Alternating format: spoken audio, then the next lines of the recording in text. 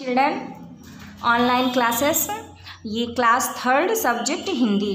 आज मैं 3rd class की हिंदी का पार्ट 5 पढ़ाने जा रही हूँ, जिसका क्या नाम है, प्यारा सा एक पत्र। इसमें एक लड़की है जो अपने फ्रेंड को एक अच्छा सा पत्र यानी लेटर लिख रही है। क्योंकि जैसे आप लोगों की भी गर्मी की छुट्टियां होती तो आप अपने मामा मामी या नाना नानी के यहाँ जाते हैं, गांव जाते हैं और उस पत्र में लिखकर अपने दोस्त को बताते हैं। वैसे इसमें भी एक लड़की है जो कि अपनी फ्रेंड को पत्र लिखकर बता रही है। और इस पाठ का क्या उद्देश्य है, गांव के सरल जीवन से परिचित कराना और परिवार का जो हमारा पारिवारिक प्रेम है उसका महत्व बताना। देखिए, 47/2 अंसारी रोड, नई दिल्ली, 25 जुलाई। प्यारी आस्था। वो अपनी फ्रेंड किसको वो कर रही है, आस्था को कह रही है, नमस्ते, तुम्हारा पत्र मिला, पढ़कर खुशी हुई कि तुम आगरा घूम कर आई हो। उसकी दोस्त कहाँ घूमने गई थी, आगरा गई थी। और पत्र में तुमने वो पत्र में अपने सहेली को आगरा के ताजमहल के बारे में बताती है। तो क्या वो बोलती, तुम्हारा अनुभव देखकर, मतलब तुम्हारा जो तुम वहाँ देखी हो हर चीज़ और बता रही हो अपना अनुभव, तो वह देखकर मेरा मन भी ताजमहल देखने को कर रहा है। यह पत्र मैंने अपनी गर्मी की छुट्टियों के बारे में बताने के लिए लिखा है। इस बार गर्मी की छुट्टियों में मैं अपने माता पिता के साथ नाना नानी के घर गई थी। मेरी नानी का घर शहर से दूर एक गांव में है। उनके गांव का नाम चंदनपुर है। मेरे नाना जी वहाँ के जमींदार हैं। वहाँ पर शहरों की तरह पक्की सड़कें नहीं होती। वहाँ धूल मिट्टी चारों तरफ फैली होती है तथा लोग कुएं पर पानी भरने जाते हैं। आस्था, सबसे आश्चर्य भरी बात यह है कि वहाँ के लोग बेड टी नहीं लेते, बल्कि सुबह गरम गरम दूध पीते। जैसे शहर में आप लोग देखते हैं कि लोग सोने से पहले ब्रश बाद में करते हैं, बाकी पहले उठते ही टी यानी चाय मांगते हैं। पर गांव के लोग ऐसा नहीं कहते। वो सबसे पहले उठते हैं, गरम गरम दूध पीते हैं और नहा धो के पूजा करते हैं। वो लोग सादा जीवन बिताने में यानी साधारण जीवन बिताते हैं और बहुत परिश्रमी होते हैं, यानी बहुत मेहनत करते हैं। स्त्रियां घर का काम करती हैं और सभी पुरुष बहुत सवेरे यानी सुबह ही काम पे चले जाते हैं। सभी बच्चे पकड़म पकड़ाई, स्टापू, रस्सी कूदना, खो खो, पोस मपा, चोर सिपाही, गुल्ली डंडा व पतंगबाजी इत्यादि खेलते हैं। जैसे आप लोग भी छोटे रहे होंगे तो आप लोग भी रस्सी कूदते रहे होंगे, पकड़म पकड़ाई, पोसम पार वाले खेल, ये सारे चीज़ें आप लोग चोर सिपाही खेलते रहे होंगे। वैसे गांव के बच्चे भी यही खेल खेलते हैं। नेक्स्ट पेज देखिए आप लोग। गांव के लोगों का पहनावा भी अलग प्रकार का है। स्त्रियां साड़ी और लहंगा चुन्नी पहनती हैं और पुरुष धोती कुर्ता व पगड़ी पहनते हैं। सभी लोग आपस में मिलजुल कर रहते हैं। शाम के समय कुछ लोग पेड़ के नीचे बैठकर बातें करते हैं। वहाँ के लोग शहर के लोगों की तरह टेलीफोन पर बातें नहीं करते, बल्कि आमने सामने बैठकर बहुत सारी बातें करते हैं। आस्था, हम वहाँ पूरे 4 दिन रहे। वहाँ सड़क के दोनों ओर लहलहाते यानी जैसे जब हवा चलती है तो आपकी खेत कैसे बढ़िया लहराते हैं, तो लहलहाते खेत हैं। हरे भरे खेत बहुत ही अच्छे लग रहे थे।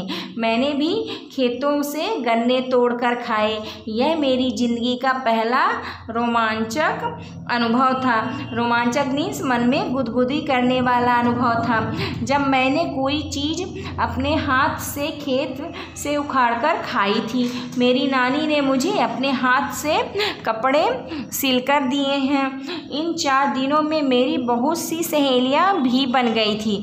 मेरा मन शहर लौटकर आने के लिए बिल्कुल भी नहीं कर रहा था, परंतु पिताजी को दफ्तर यानी कार्यालय में इतनी ही छुट्टियां मिली थी, इसलिए हमें जल्दी वापस लौटना पड़ा। हम सभी ने वहाँ खूब मज़े किए। अपने माता पिता को मेरा प्रणाम करना।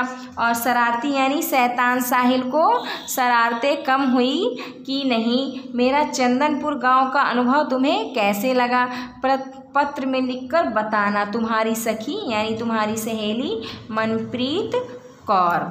देखिए आप लोग नेक्स्ट पेज में ये आप लोग शब्दार्थ अपनी कॉपी में फिल कर लीजिएगा। इसके बाद ये नेक्स्ट पेज देखिए आप। सही विकल्प पर सही का हमें चिन्ह लगाना है। पत्र कहाँ से लिखा गया था, तो पत्र आपका नई दिल्ली से लिखा गया था। मनप्रीत के नानी के गांव का क्या नाम था, चंदनपुर नाम था। मनप्रीत गांव में रही 4 दिन तक रही। कोष्टक में दिए गए शब्द चुनकर हमें यहाँ पे भरना है। तो मेरा मन भी ताजमहल देखने को कर रहा है, इसका आंसर रहा है हो जाएगा। गाँव की सड़कें पक्की नहीं हैं, स्त्रियां घर का काम करती हैं। मैंने खेत से गन्ने तोड़कर खाए, इसका आंसर खाए हो जाएगा। नेक्स्ट पेज देखिए। निम्नलिखित में से शहर में क्या नहीं होता है, उस पर सही का चिन्ह लगाना है। तो शहर पे क्या नहीं होता है, शहर में खेत नहीं होता है आपका, और आपकी बैलगाड़ी नहीं चलती है, कच्चे मकान नहीं रहते हैं, और कोल्हू नहीं होता है। तो ये सारी चीज़ें आपकी शहर में नहीं पाई जाती हैं। अब देखिए निम्नलिखित प्रश्नों के उत्तर देना है। यह पत्र किसने और किसे लिखा था, तो यह पत्र मनप्रीत कौर ने अपनी सहेली आस्था को लिखा है। गांव की स्त्रियां का पहनावा क्या है, गांव की स्त्रियां साड़ी तथा लहंगा चुनरी पहनती हैं। गांव के लोगों के जीवन के बारे में मनप्रीत ने क्या बताया, तो मनप्रीत ने बताया कि गांव के लोग शहर के लोगों से बहुत अलग होते हैं और उनका पहनावा भी बहुत अलग होता है। वे सुबह गर्म दूध पीते हैं तथा सादा जीवन व्यतीत करते हैं। वे अपने खेतों में कठिन परिश्रम करते हैं तथा शाम के समय कुछ लोग पेड़ के नीचे बैठकर बातें करते हैं। अब देखिए नेक्स्ट भाषा की बात देखिए। इसमें लिंग के बारे में बताया गया है। तो लिंग क्या होता है, शब्द के जिस रूप में स्त्री और पुरुष का बोध होता है या उसके भेद का अंतर का पता चलता है, उसे हम क्या कहते हैं, लिंग कहते हैं। जो स्त्री जाति का बोध कराता है उसे हम क्या कहते हैं, स्त्रीलिंग, और तथा पुरुष जाति का बोध कराने वाले को हम क्या कहते हैं, पुल्लिंग कहते हैं।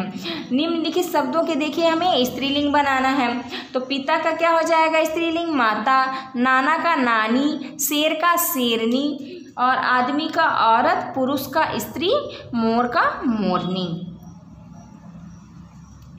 देखिए चोर सिपाही शब्द में से शब्दों का प्रयोग हुआ है, चोर और सिपाही। पाठ में से सही शब्द ढूंढकर निम्नलिखित शब्दों के जोड़े बनाने हैं। देखिए इसको हम पाठ में ढूंढकर हमें बनाना है। हरे का क्या हो जाएगा, भरे, धोती का कुर्ता, गुल्ली का डंडा, लहंगा का चुनरी, पकड़म का पकड़ाई, आमने का सामने। अब देखिए रचनात्मक कार्य आप लोगों को अपने से करना है कि कक्षा में गांव तथा शहर के जीवन की आप लोगों को तुलना करनी है और हमें बतानी है। Thank you.